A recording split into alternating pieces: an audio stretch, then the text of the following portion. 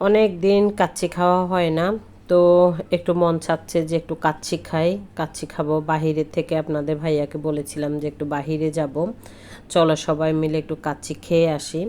কিন্তু উনি তো নাছোড়বান্দা, আমাদেরকে নিবে না। তো বলছিল যে একটা অপশান আছে, আমাদের একটা পরিচিত বাবুর্চি আছে, ওনার হাতে কিন্তু কাচ্চি বিরিয়ানি খাবো। তো খাবো যেহেতু কাচ্চিটা ওনার হাতে তৈরি করে খাবো, কিন্তু যা হলো আমাদের সাথে এটা কিন্তু আসলে মেনে নেওয়া যায়নি। তো কি হয়েছে চলেন আপনাদের সাথে শেয়ার। আসসালামু আলাইকুম, সবাই কেমন আছেন? নিশ্চয়ই ভালো আছেন। আমরা আলহামদুলিল্লাহ আছি, ভালো আছি। তো অনেক দিন পর কাচ্চি খাবো, তো এর জন্য বাসার পাশে কিন্তু একটা বাবুর্চি ভাই আছে, তো ওনার কাছে চলে গিয়েছিলাম, বলেছিলাম যে আমাদেরকে একটু কাচ্চি করে দেওয়ার জন্য। তো উনি যা করলো, আমাদেরকে পোলাও চাল দিয়ে করে দিয়েছে। ওটা দেখে তো বাচ্চাদের মনটা অনেক খারাপ হয়ে গিয়েছে, কারণ ওরা বাসমতি চালের কাচ্চিটা চেয়েছিল। তো কি হবে আর, মনটা খারাপ হয়ে গিয়েছে। তারপরও কিন্তু অনেক মজা হয়েছে, সবাই মিলে মজা করে খেয়েছি। তো আলহামদুলিল্লাহ অনেক ভালো লাগছে, কারণ আসলে কিন্তু বাহিরে গেলে এত মন ভরে খাওয়া যেত না। তো এটাই কিন্তু সবচেয়ে ভালো হয়েছে যে ওনার হাতে কিন্তু কাচ্চিটা অনেক মজা হয়েছে, সবাই মিলে মন ভরে খেয়েছে। খাওয়া দাওয়া শেষ করে সন্ধ্যাবেলা একটু নুডলস করব। এটা পাস্তা দিয়ে সব কিছু দিয়ে একটু নুডলস করব আজকে, গরু মাংস দিয়ে স্পেশালি। তো আমি সব কিছু সিদ্ধ করে নিয়েছি, নুডলসটা আগে আর পাস্তাটাও করে নিয়েছিলাম। তার ফাঁকে আমি একটু চিকেন বলও ভেজে নিচ্ছি সন্ধ্যায় নাস্তা করার জন্য। তো সবাই নাস্তা করব, আর মেহমানও আছে, তার জন্য এখানে বিস্কিট কিছু কেক নিয়ে নিয়েছি।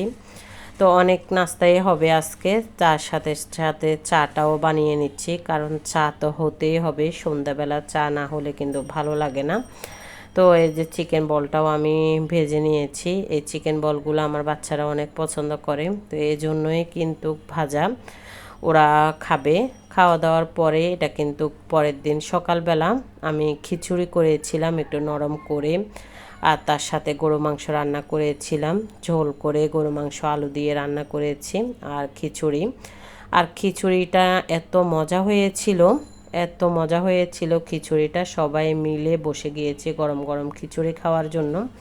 তো অনেক মজা হয়েছিল। তার সাথে তো গরু মাংস আছে, গরু মাংস দিয়ে কিন্তু খিচুড়িটা অনেক জমে। তো এই যে গরু মাংসটাও আমার রান্না করে নিয়েছিলাম দুপুরবেলার জন্যই। খাওয়া দাওয়ার পরে কিন্তু আজকে কাজ চলে আসছে আমার, অনেকগুলা মাছ নিয়ে আসছে আজকে। আমার বাবাইও কিন্তু গেছে বাজারে তার বাবার সাথে, তো আমার জন্য বলছিল যে আম্মু আপনার জন্য অনেকগুলো মাছ নিয়ে আসছি আজকে। বাবার সাথে কিন্তু সেও বাজারে গিয়েছিল।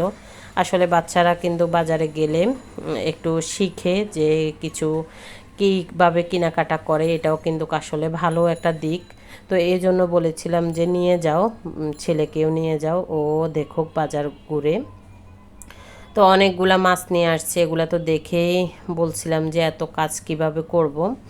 তো এখানে কাতল মাছ নিয়ে আসছিল, রুই মাছ নিয়ে আসছে, চিংড়ি মাছ, আরও কিছু মাছ নিয়ে আসছিল, কই মাছ নিয়ে আসছে, তেলাপিয়া মাছ নিয়ে আসছে। এখন এই কাটাকাটি করতে হবে। আসলে মাছ নিয়ে আসলে না কাটতেই কিন্তু সমস্যা।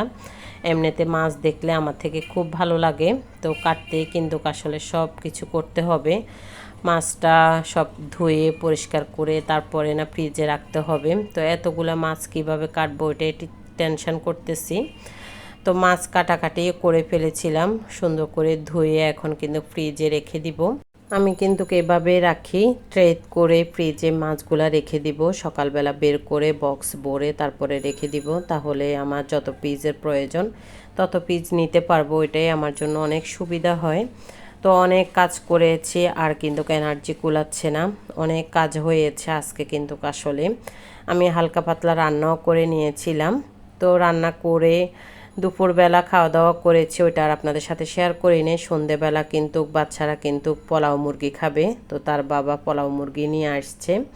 তো বলেছিল যে আম্মু মাছ ভুনা করেছে আজকে, ওটা দিয়ে খেতে ইচ্ছা করতেছে না। তার সাথে সাথে কিছু ফল নিয়ে আসছে, পেয়ারা নিয়ে আসছিল, অনেক কিছু নিয়ে আসছে নাস্তা সন্ধ্যাবেলার জন্য।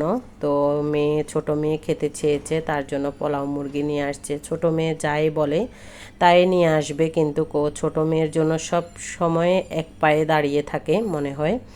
তো আজকে ভিডিওটা যদি ভালো লাগে অবশ্যই একটা লাইক কমেন্ট শেয়ার করবেন, ফেসবুক পেজটাকে ফলো করবেন, ইউটিউব চ্যানেলটা সাবস্ক্রাইব করবেন। আবারও বলছি প্লিজ একটা লাইক দিয়ে দিবেন। তো আজকের মতো এখানেই বিদায় নিচ্ছি, সবাই ভালো থাকবেন। আসসালামু আলাইকুম।